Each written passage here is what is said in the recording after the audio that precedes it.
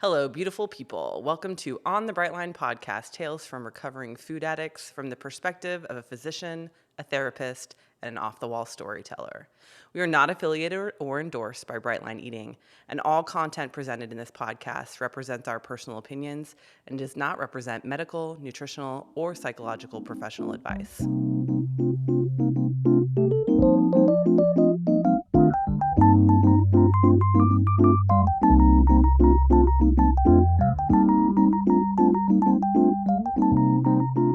Hello, and welcome to another episode of On the Brightline podcast, the Zoom version.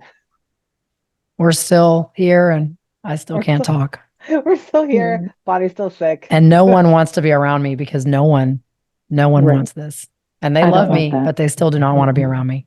We do love her. It's funny because I even have little kids who are, like germ, little germ petri dishes, and I don't want to be around Bonnie when she's sick. No, it's not good.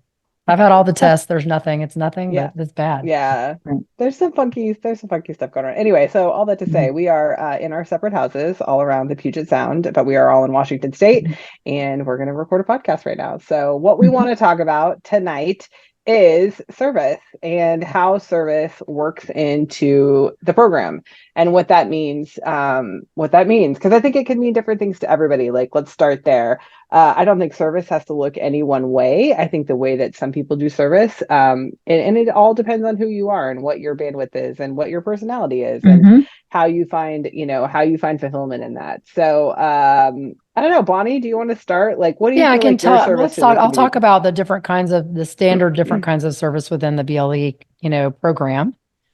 Just to start with, in BLE, obviously, if you're a member of the program, you have access to the private Facebook community, which is essentially an online support group. So the very minimal way you can provide service is just liking someone's post or making a supportive comment on their post, right? So if somebody says, I'm here to commit my food, I'm new to BLE and I'm committing my food for tomorrow, and I just want to tell somebody what I'm doing, hopping on and saying, well, I got you and good job. And, just literally just clicking the like button if that's the minimal amount of human contact you want to have, or adding an encouraging comment, or even sharing something from your experience. They do, we don't want to tell people what to do in BLE. We're not the BLE police, and none of us are experts in BLE in that way, but we want to be supportive, encourage people themselves to ask questions, to get help from, from the BLE leadership, that type of thing. So that's the first way you could be of service, is just to kind of connect with the community. It also helps to have your own connection, right? The second way is sometimes people will actually ask for a buddy. They'll go on the community, and that's a scary thing for a lot of people to reach out and ask for help. That's a huge moment for somebody to finally decide they need connection and help. And so offering yourself to be a buddy to somebody is a wonderful service, to be an accountability buddy. Some people just say, I need someone to commit my food to every night. Can I just text you every night or send you an email just so that I have a place to send that? That's a great way. Then there's people that form mastermind groups. That's people sort of being of service to each other, buddying up with each other.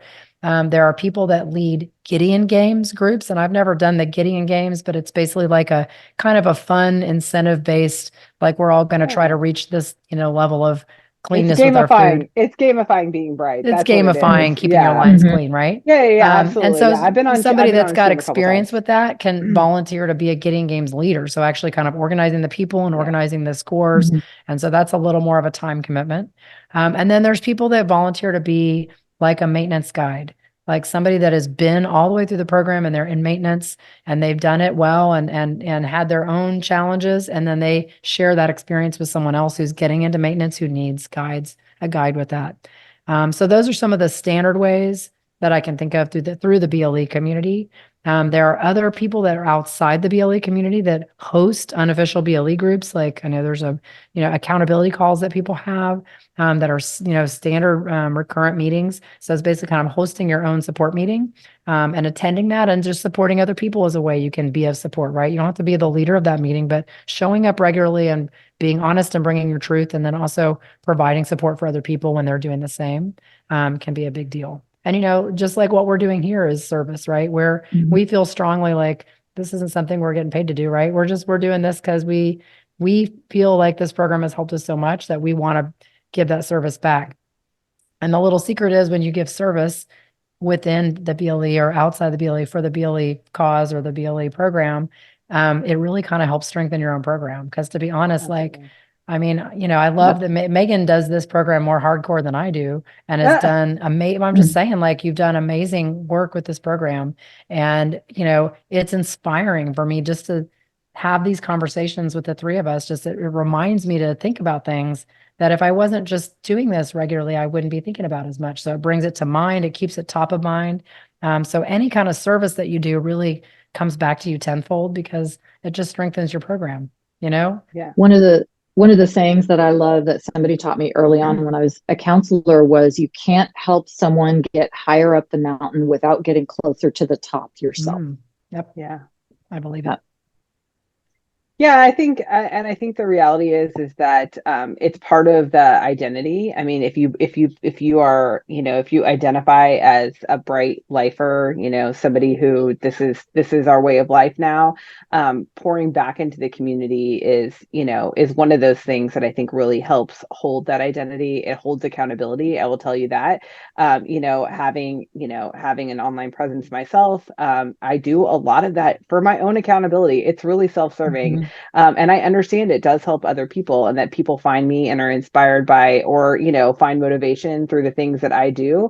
But, you know, posting my meditation on a daily basis, like it is a little bit of work, but it also helps keep me accountable because then people are looking out for that. And so I just, you know, I think that's the thing to think about service is like, yes, you know, as Bonnie said, like within the program, without the program, you don't have to have the official program to do any of this, but, you know, like we talk about being, you know, guides and buddies and that sort of thing. So if you think about other abstinence programs, like it's kind of like a sponsor, like what, you know, a sponsor-sponsee relationship would look like.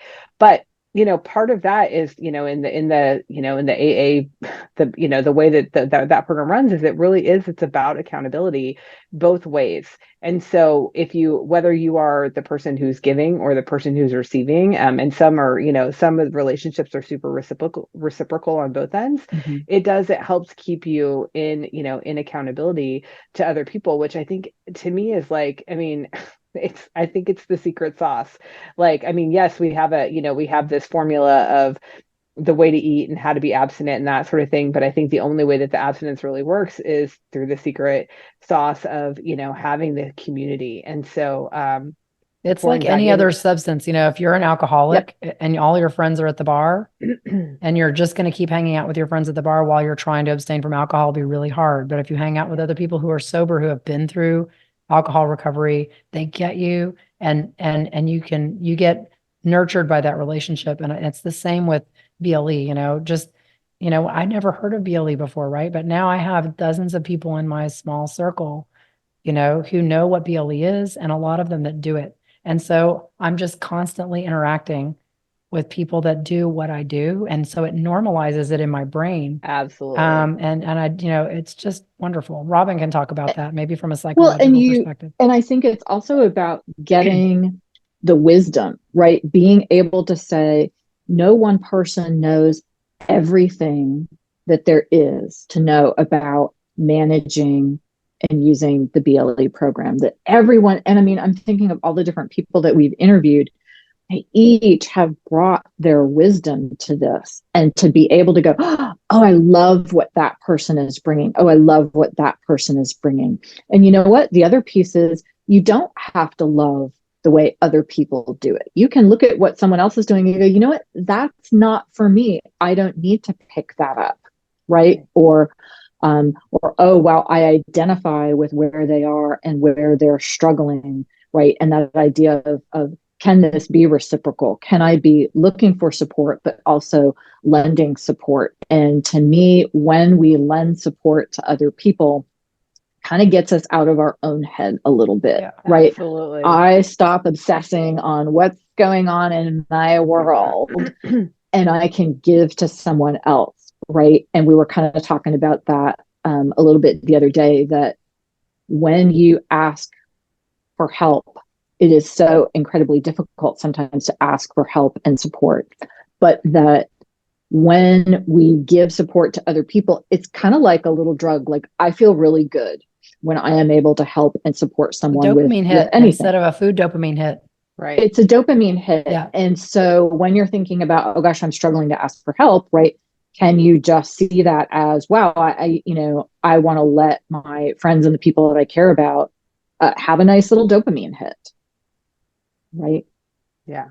But I also think I think service can be used as as part of your EAP, like a distraction Yep. technique. It's one of those things too. It's like, I know it seems silly, but I will tell you from someone who reads all the comments, it's really awesome to see people get on and comment on posts that you make and that sort of thing. It's really Mhm. encouraging. It's really, it's one of those things. And if you're, if you're doing the scary thing of putting something out there for the first time, whether that's on the Facebook community, on Instagram, or Mhm. anywhere, just to have people come along and say, wow, good for you, or we're here for you, Mhm. we're cheering you on, I'm holding your commitment, whatever that might be. Mhm. Like, I think the simplicity of like putting a comment on somebody's post is an act Yep. of service, right? Yeah. Making a phone call, because I see a lot of times people will put out in the Facebook community, especially, like, I'm struggling right now, I need a call. Making a Mhm. phone, being available to make a phone call. I know that one of the things they also do in the community is for new members, they have people like Bright Lifers sign up to call new members to basically welcome them in and do like a welcome call. So like there's little ways that, like, you don't have to, have a podcast. you know you don't have to be a maintenance guide, you don't have to be a guide, you don't even have to be a buddy, that you can serve the community. But I think the service is really important, because I know, yes, I mean, if you're in the BLE membership, it is a paid membership, but the reality is that the BLE leadership, the people who are working for BLE, are small but mighty. There is not a lot of them. And the fact that they can manage all of the membership, and like, think about Mhm. like the coaches that do the coaching and accountability calls and answer all the emails and da da da. It's like, the reality is that they can't get to all the questions. Like, there's just not, it's not possible.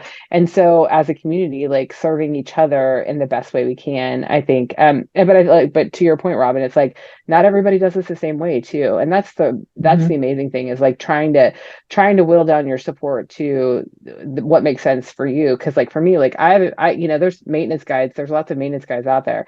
I found a maintenance guide that does the program in the way that makes sense to me. And so like I can follow her lead, because I'm like, yep, what you're saying makes sense. I get it.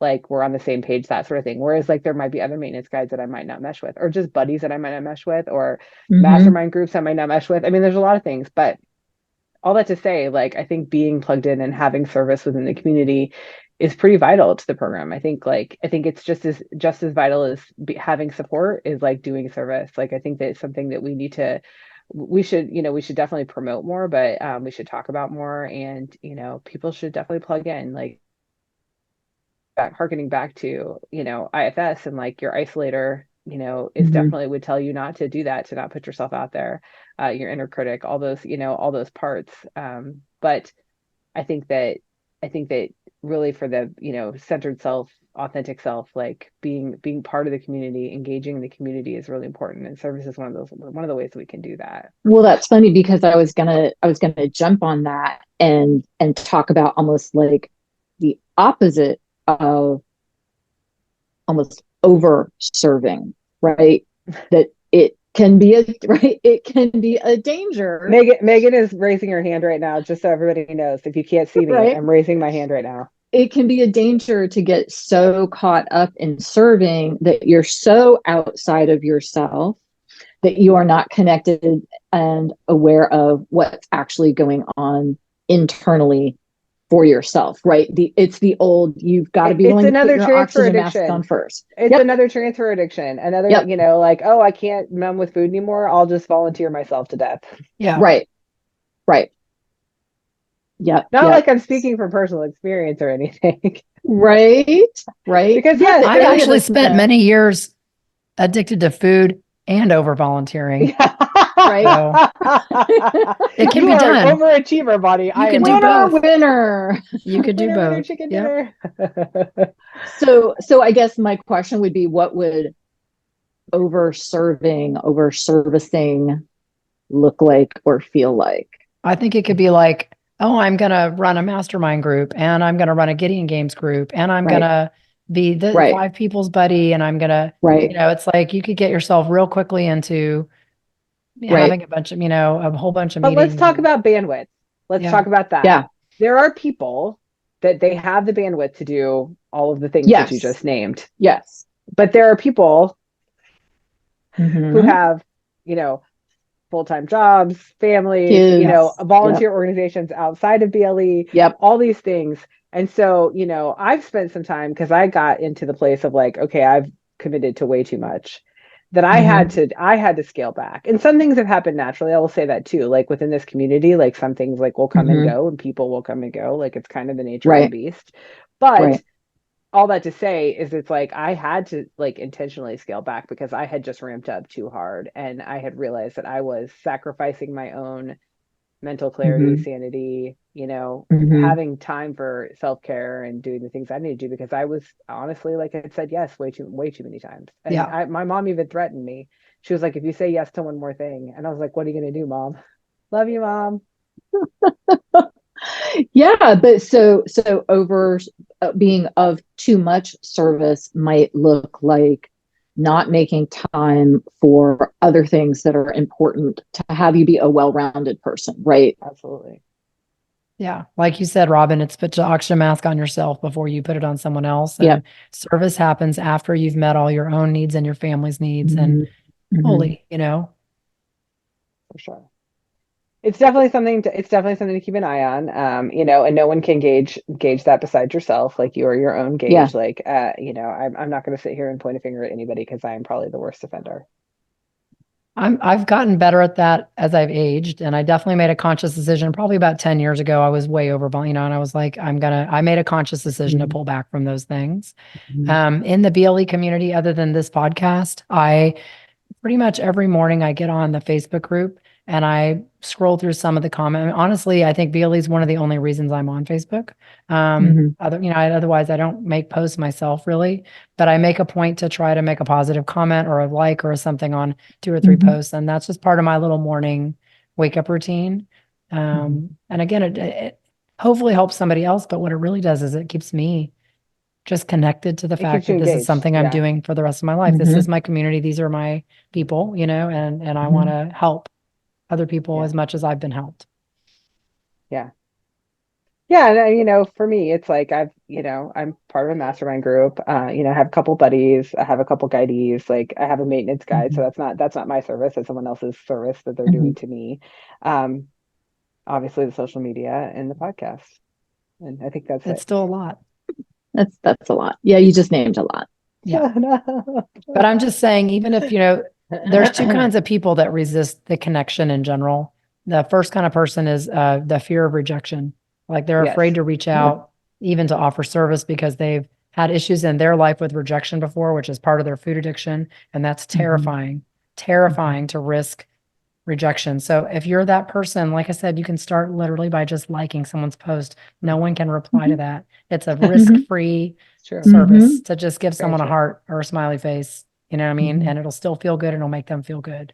Absolutely. And then, the second person that resists is resistant because really they fear full surrender to the program.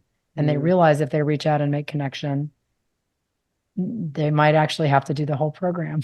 Right. And so, if that's you, that's something to examine in yourself. That's something to get curious about. Like, oh, I've heard a lot of people like, well, I'm totally good. I know what I need to do. And I don't need the connection thing. I know I got the diet. I mean, I got the diet, I got the meal plan. I know what I'm supposed to eat and it's all good. I don't need that.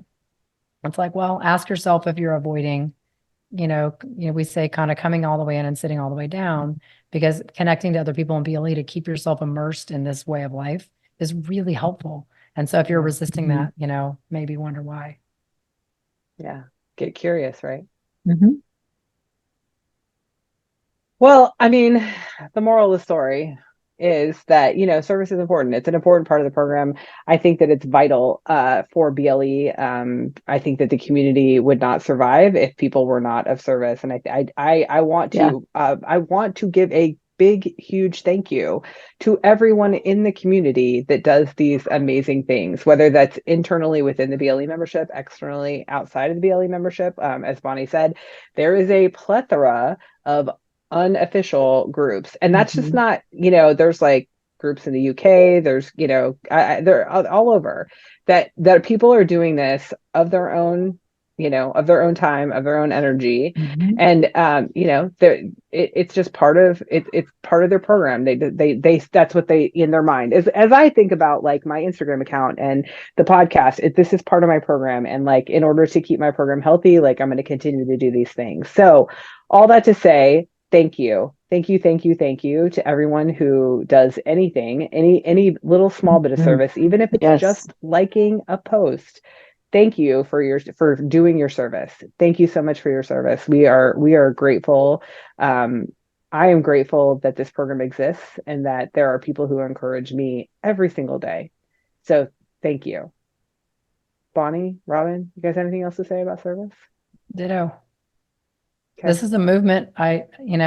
As a human being and a physician, I hope this movement spreads because I really believe it's the only thing I've ever found that can provide lifelong health and healing for people with food addiction.